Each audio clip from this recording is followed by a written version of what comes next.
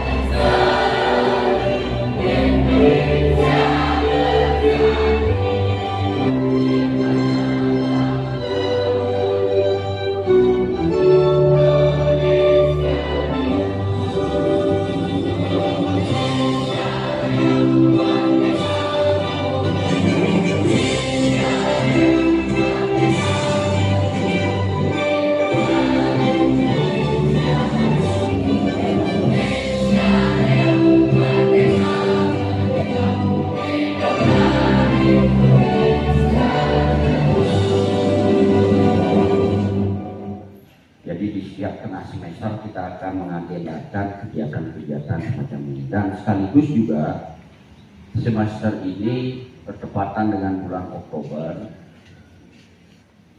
Kita tahu bulan Oktober kita merayakan sebagai bulan apa?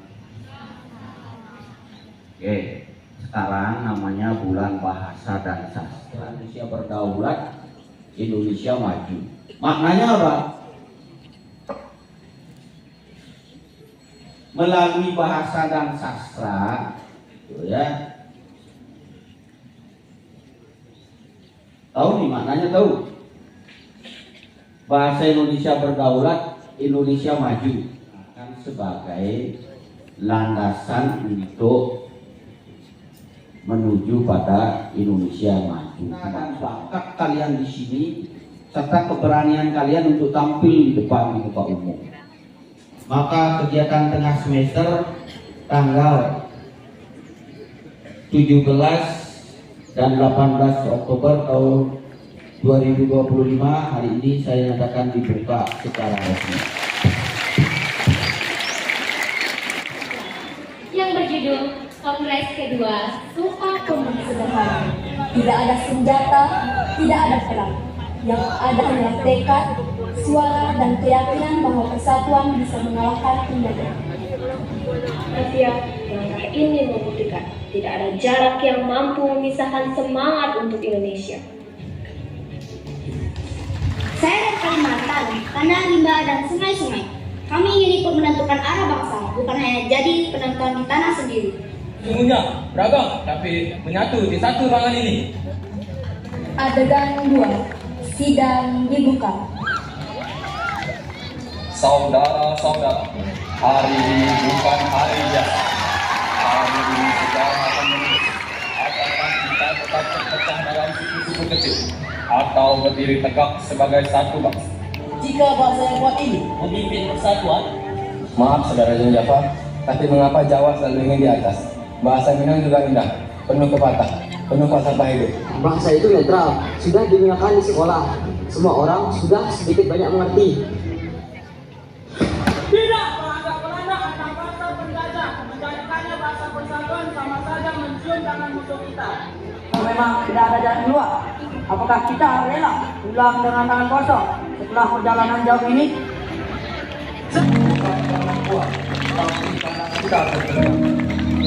Ingatlah, kerajaan besar Majapahit, Sriwijaya, semuanya runtuh karena perpecahan. Kami siap menyumbang semangat besar untuk Indonesia.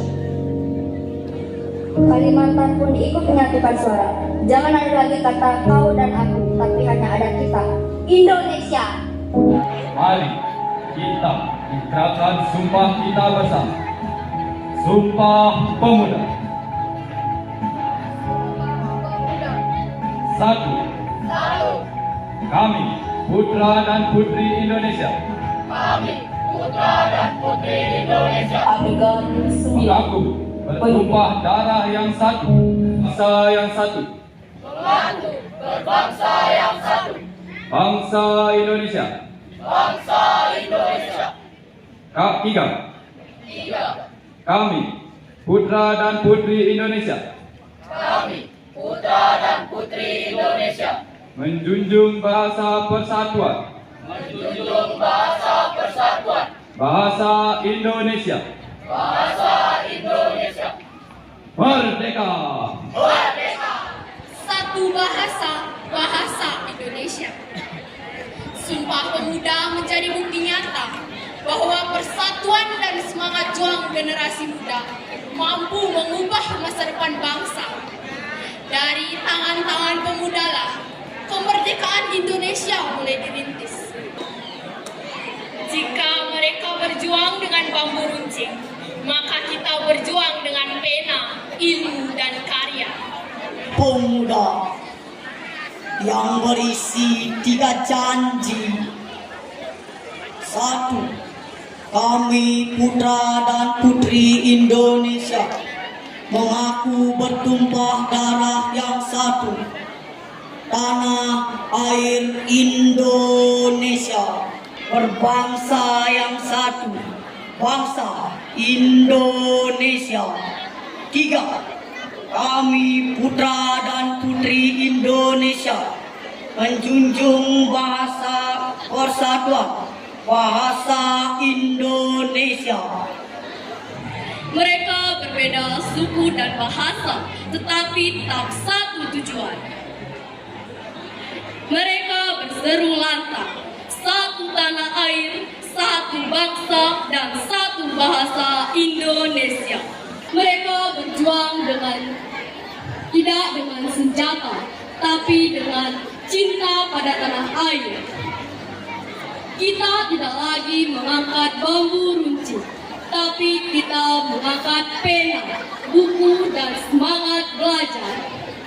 Satu sisi ia memberikan informasi yang mempercepatkan informasi kita menjunjung Indonesia maju. Indonesia menjadi hancur, berpengaruh dengan narkoba, pergaulan bebas, serta terorisme dan terorisme. Indonesia membutuhkan pemuda untuk maju dan bersatu. Indonesia selalu ingin maju. Tanggal 28 Oktober 1928, para pemuda dari berbagai penjuru Nusantara dengan keberanian dan keyakinan yang membara bersatu padu mengucapkan janji satu tanah air, satu bangsa, dan satu bahasa Indonesia. Sumpah Pemuda bukan sekedar rangkaian kata-kata.